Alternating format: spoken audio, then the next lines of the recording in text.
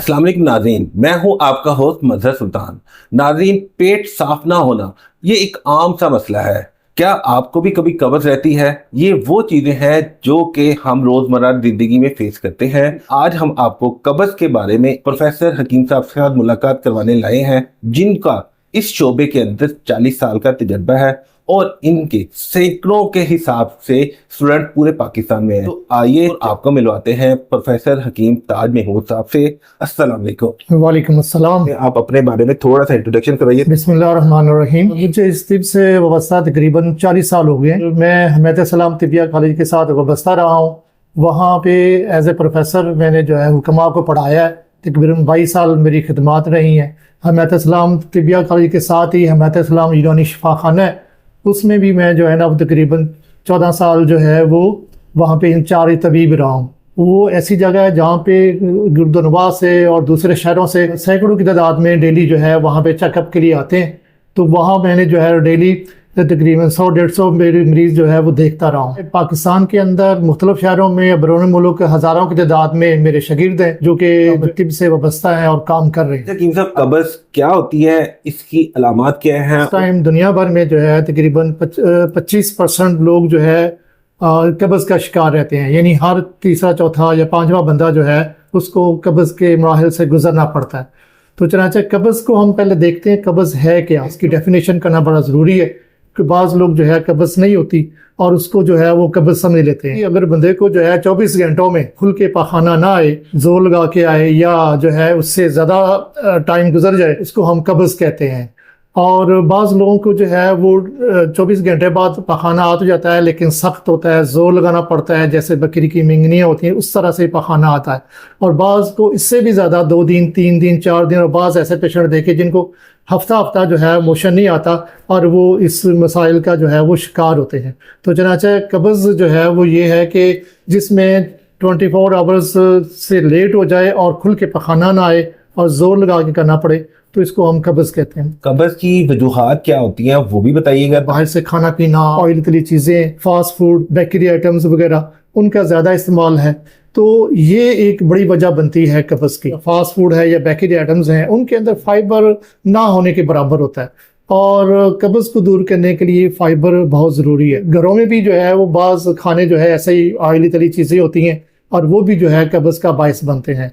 तो इसके अलावा लाइफस्टाइल है बंदे का कि अल्लाह ताला ने बॉडी जो है इस तरह से डिज़ाइन की है कि अगर हम वर्क करते रहें तो हमारा जिस्म जो है वो ठीक रहता है, या मेहनत वाला काम ना हो, वॉकिंग जो है वो ना हो, तो उसमें फिर जो है वो सुस्ती और काहली पैदा होती है और ऐसे ही लोगों को ज़्यादा कब्ज़ हुआ करती है। तो चनाचे ये 2 चीज़ें जो है सबसे बड़ी वजह है। इसके अलावा जो वजूहात हैं वो ये है पानी का कम पीना। बाज़ लोगों को जो है वो पानी कम इस्तेमाल करते हैं या वो कहते हैं कि हमें प्यास कम लगती है। जो लोग सर्द खुश्क मजाज के हैं ख़ास तौर पर, उनमें भी पानी की जो है वो तलब कम होती है।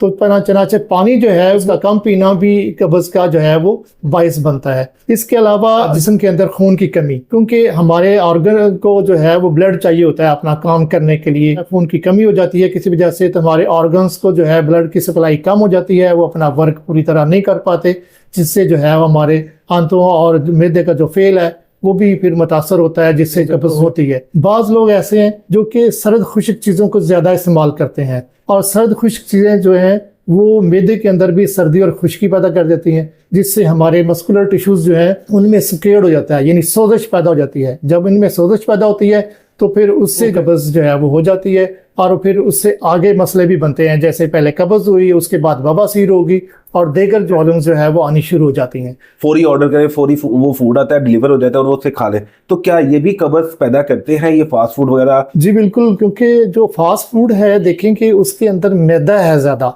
मैदा जो है वो उसके अंदर फाइबर तो है ही नहीं, तो वो कब्ज़ का बायस बनेगा। तो चनाचे वो फास्ट फूड में बर्गर है, शवारमा है, पिज़्ज़ा है, तो ये सारी चीज़ें जो है वो इन द एंड कब्ज़ का बायस बनती हैं। जो लोग मुतहरिक नहीं है या उनका काम बैठने वाला है, घंटों बैठे रहते हैं, तो उनमें भी जो है वो फिर कब्ज़ होती है। जितना आप जिस्म को मुतहरिक रखेंगे उतना ही आपका जो है वो कब्ज़ का मसला नहीं होगा।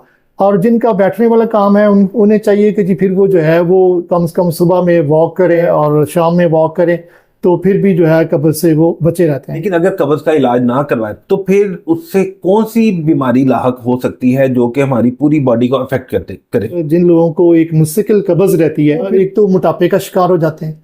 मोटापा जब आता है, ज़ाहिर है कि अंदर से फासद मादे नहीं निकलने और फिर वो दीगर प्रॉब्लम्स का बायस भी बनता है, जैसे कोलेस्ट्रॉल बढ़ गया, और कोलेस्ट्रॉल बढ़ गया है तो फिर हार्ट डिजीज़ हो जाती हैं, ब्लड प्रेशर जो है वो हाई रहना शुरू हो जाता है, इसी तरह से बवासीर हो जाती है, दीगर मसाइल का सामना करना पड़ता है। फिर एक बड़ी वजह कब्ज़ की जो है, जब वो लॉन्ग टर्म चलती है कब्ज़, तो टेंशन और डिप्रेशन है। टेंशन और डिप्रेशन जो है वो भी ये कब्ज़ की वजह से हो सकता है। काफ़ी बीमारियां हैं जो कब्ज़ की वजह से जो है वो आगे फिर उनके होने के चांसेस होते हैं। कैसे पता चले कि इंसान को कब्ज़ हो गई है? अलामात डिफरेंट लोगों में डिफरेंट होती है, हर एक का अपना एक टेम्परामेंट यानी मजाज है, उसके मुताबिक उसको उन चीज़ों का तकलीफ का सामना करना पड़ता है। जैसे जिन लोगों में कब्ज़ होती है, वो पखाना मुश्किल से आता है और सख्त आता है और प्रॉपरली आता नहीं टाइम पे और डिले होता रहता है, अलामत है बड़ी कब्ज़ की। लेकिन जब वो कब्ज़ रहना शुरू हो जाती है तो फिर जो है दीगर मसाइल भी सामने आते हैं। ऐसे लोगों को भूख कम लगती है और जो है और कम खाते हैं वो। और दूसरा ये है कि जी बदहज़मी रहना शुरू हो जाती है, गैसेस वगैरह आना, डकारों का ऊंची आवाज़ में आना, पेट में जो है वो दर्द होना, मुख्तलिफ सिम्टम्स हैं जो कि देखनी पड़ती हैं। तो जहाँ पे बच्चे और बड़े हैं, बड़ों में भी जो है अमूमन पेट में दर्द फील करते हैं, वो खाना पीना छोड़ देते हैं या कम कर देते हैं, चूजी हो जाते हैं, हर चीज़ किसी चीज़ को खाना है, किसी चीज़ को नहीं खाना, ज़िद जो है उनके अंदर, रोना धोना, चिड़चिड़ापन, तो ये सारी चीज़ें बच्चों में जो है वो कब्ज़ की वजह से आ रही होती हैं। लोगों का मामूल है कि फौरी तौर पे मेडिसिन ले लेते हैं, तो क्या कब्ज़ को बगैर मेडिसिन के भी ख़त्म किया जा सकता है? मैं अपने पेशेंट्स को भी इसमें एडवाइस करता हूँ कि अमूमन जो है वो कब्ज़ के लिए मेडिसिन नहीं लेनी चाहिए फौरी तौर पर। अगर छोटा मोटा मसला है कब्ज़ का, लाइफस्टाइल चेंज करके तो उसको दूर करना चाहिए। लाइफस्टाइल से मुराद ये है कि अपनी ज़िंदगी को थोड़ा सा मुतहरक बनाए। अगर उसका काम काज ऐसा है जिसमें उसको वॉकिंग भी करनी पड़ती है और जाना आना पड़ता है और कोई ऐसा काम भी हार्ड वर्क है, तो वो तो ठीक है। लेकिन जिन लोगों का काम जो ऑफिस वर्क है या बैठे रहने का है, तो उन्हें चाहिए कि जी वॉक वगैरह करें और वॉक के थ्रू जो है अपने जिस्म को मुतहरक करें। तो उसके लिए ज़रूरी है कि वो सुबह खाली पेट जो है वो 15-20 मिनट या कम से कम आधा घंटा तो ज़रूर वो वॉक करें।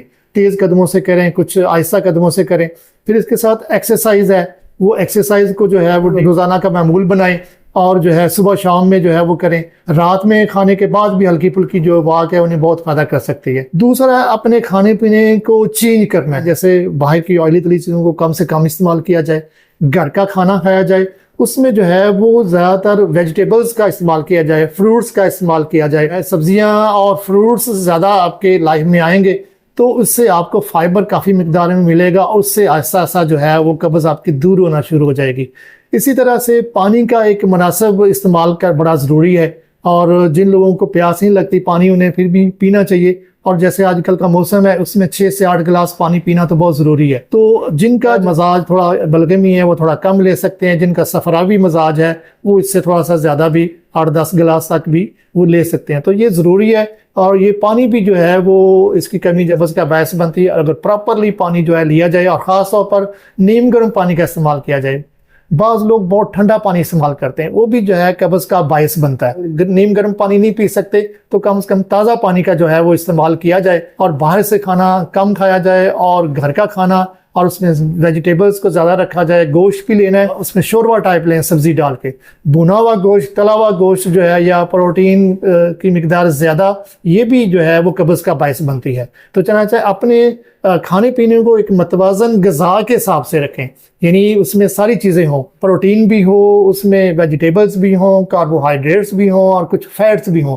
अगर ये सारी इस तरह की खुराक हमारी रोज़मर्रा ज़िंदगी में शामिल रहेगी, यकीनन जो है हमारे अंदर चेंजिंग आएगी। कब्ज़ है वो अगर होगी तो वो दूर हो जाएगी, और नहीं भी है इस लाइफस्टाइल से कभी ज़िंदगी में कब्ज़ नहीं होगी। कुछ लोग जो है चाय का बहुत इस्तेमाल करते हैं, कॉफ़ी का इस्तेमाल करते हैं, तो ये चीज़ें भी कब्ज़ का बायस बनती हैं। उनको भी एक लिमिट के अंदर जो है वो लेना चाहिए। और आम नौजवानों में तो ज़रूरत नहीं है कि जी वो चाय का इस्तेमाल करें, तो चनाचे चाय कॉफ़ी का इस्तेमाल भी कम से कम जो है करना चाहिए। कुछ लोगों को बहुत ज़्यादा कब्ज़ होती है, तो क्या घरेलू टोटकों के जरिए कब्ज़ का इलाज किया जा सकता है? मेडिसिन में भी मैं अपने पेशेंट्स को बिल्कुल हल्की फुल्की मेडिसिन स्टार्ट में जो है वो तजवीज़ करता हूँ। कि जी बहुत ज़्यादा हैवी मेडिसिन मैं इस हक में नहीं कि कब्ज़ के लिए दिए जाए। जैसे लोग मुसहल ले लेते हैं, जुलाब ले लेते हैं, तो ये आंतों के बाज़ हवा जो कमज़ोर ज़ईफ़ लोग हैं उनके लिए नुकसान का बायस ही बनता है। तो चनाचा हमेशा हल्की फुल्की जो है अद्वियात से, घरेलू टोटकों से कब्ज़ को दूर करने की कोशिश करनी चाहिए। अपने पेशेंट्स को तजवीज़ करता हूँ,